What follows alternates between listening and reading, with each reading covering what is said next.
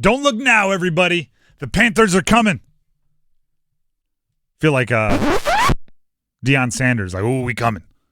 Don't look now, everybody. Panthers are getting healthy, which is apparently their like number one absolute priority is no bruises, no scratches, no owies, no boo-boos. They need to be 100% healthy or else nobody's doing anything. Panthers are getting healthy. David Newton tweeted today that Clowney, Deontay Johnson, Tommy Tremble among the players practicing today. These are guys that haven't been practicing in a while. I know Clowney's been getting vet days. True. And such, but yes. But Tremble, hamstring, Deontay Johnson, little groin. And none of them played in the joint practices with preseason. They did not. So you're going back till midweek last week at least. And they were out there. They were practicing. How about it? 19 days to stay this way, right? Now you have 19 days to not tweak anything. The thing is, and by the way, Xavier Legette was out there practicing. I'm been out even longer. I just picked a few of them and said it. Like the team is getting healthier. Damen Lewis was out there practicing. Guys that have had scares like Chuba Hubbard was out there practicing. Like we could go on and on and on to some very important names that are now making their way back out into the rotation. Damen Lewis, offensive lineman that they signed this offseason, working back from a shoulder injury. He was full go today. And not only that, then had some personal matters, missed the team, some practices, so they were working his conditioning back up, and now he's getting back into the mix. The Panthers have, for better or worse, I'm not saying this is the worst decision in the world, but they have really put health on a pedestal, right? When your justification for not playing so many young guys in the preseason has been, we don't want anyone out there unless our offense is pretty much, or our defense is pretty much 100% healthy, so everybody can be out there helping each other, protecting each other, and playing up to the best of their abilities. If you put health on that kind of a pedestal, you are really setting high expectations for if and when everybody gets healthy, right? It's almost like wait, hold, go, like it's that. You really have to make sure you are A, protecting your health, and then B, taking advantage of it when they are healthy. Or else confidence will be low, right? There's this weird thing with a team. And any of you that have ever been a part of I don't care if it's a high school team, right? The star player could get hurt. And what's the coach going to say?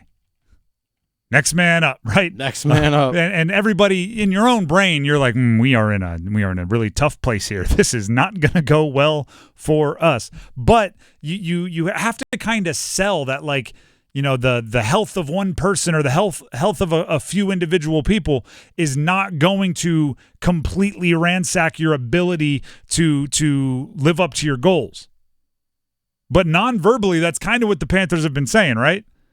If our front five, if our offensive line isn't 100% healthy, right? If Damen Lewis is tweaked his shoulder just enough to not play, if Taylor Moton needs a rest day, if just a little bit is tweaked, we can't even trust our offensive line to block for Bryce Young for 2 series in a preseason game if Robert Hunt is a little off.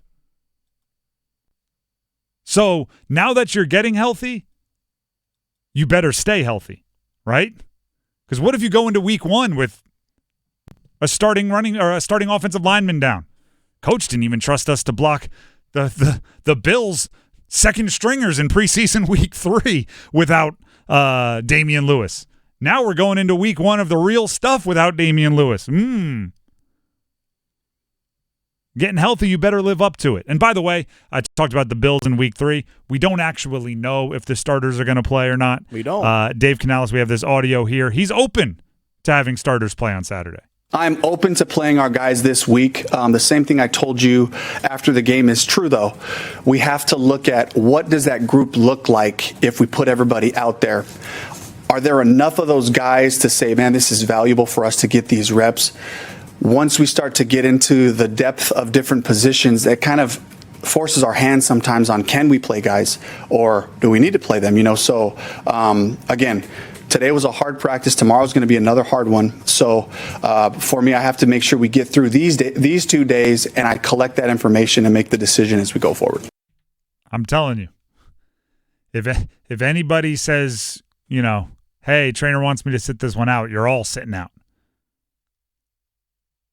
I do want to talk about Xavier Legette real quickly. Xavier Legette, due to injuries, he's their first-round pick out of South Carolina. I've been looking for reasons to get excited about Xavier Legette. Right? Just the other day, it was one of the few times I felt comfortable asking a question on this show that I genuinely had no answer to, right? And I like to be a solutions guy, not just a problems guy. I like to at least present some form of an answer. What to expect from Xavier Legette, I had nothing for, right? During the offseason, he was dealing with the hamstring, didn't get to see him much. And then during the preseason, he's been dealing with the foot, didn't see him much. Joint practices, not really. Preseason games, nope. We don't even have that many one-on-one reps that we saw from Xavier Legette. So today I did, and I want to talk about it. He won a one-on-one rep against J.C. Horn today. That is the most hype-inducing thing I've seen Xavier Legette do this preseason. And not just because he beat J.C. Horn. Although if that was it, that's pretty good. I get excited when Deontay Johnson beats J.C. Horn, so I darn sure get excited when the rookie beats a healthy J.C. Horn. But it goes beyond that, right? He routed J.C. Horn, and what I mean by that is the knock on Xavier Legette has always been he's a great physical specimen, right, when it comes to height, weight, strength, speed, all of those things. Once he gets the ball in his hands, he's great yards after the catch. He can make you miss. He can run through arm tackles. He's good in space. But he's a bit raw. But he didn't run the full complement of the route tree in college. They leaned very heavily on his physical abilities.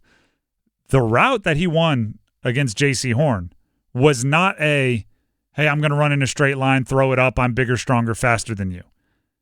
He stemmed his route appropriately, got to the top, snapped off the route. It was a little dig route. And then once he got out of the route, meaning out of the break, he accelerated and actually had to raise up a little bit to make the catch.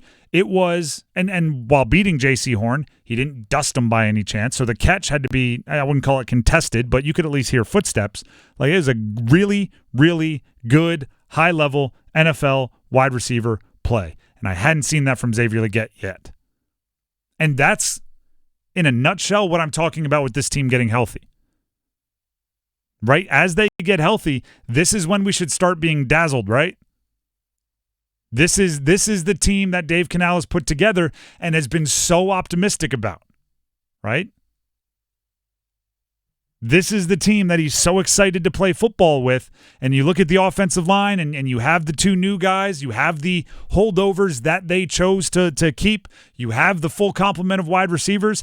If you want to put Deontay Johnson, your number one trade asset or trade acquisition, Adam Thielen, your leading wide receiver from last year, and Xavier Legette, your first-round pick, along with Jadeveon Sanders, the first pick of the fourth round, if you want to put them all out there in a 2x2 formation, two wide receivers to each side, and run a route, which is what Dave Canales envisioned in the offseason, you can do that now. There hasn't been many days this camp where you could say that with all four of them. This is when we should be dazzled. This is the team that is so worth protecting that not letting them live any kind of football life unless their entire group of buddies is healthy, this is what you're protecting. The stuff on the field today. And at least for Xavier Legette, for that moment in time, that clip that they released, I was dazzled. Now do that over and over. Now I need to see Deontay Johnson dazzle, and I need to see the offensive line dazzle. This is the group, right? Everyone's going to tell you by week 10, there's not going to be a healthy team in the NFL. No. So if you need to be healthy week 1, that might be the only week you're healthy. From that point on, you're going to have to be making do with what you got. Well, luckily there's basically 2 weeks between final preseason game and actually game number 1. There's so if there's still 19 someone days that's from now. Yep. Yeah. So from the last preseason game on Saturday, again, you're basically looking at 2 weeks. So if you're still dealing with something a little bit, there's still a chance to still get even healthier and stronger going into that first game. You can rotate between ice and elevation a couple hundred times, right? That's elevate it, put some ice on it, get some stem, get a heat pack. Like you can do quite a bit there. Obviously, the bigger injuries will take some more time, but the owies and boo-boos you should be able to solve.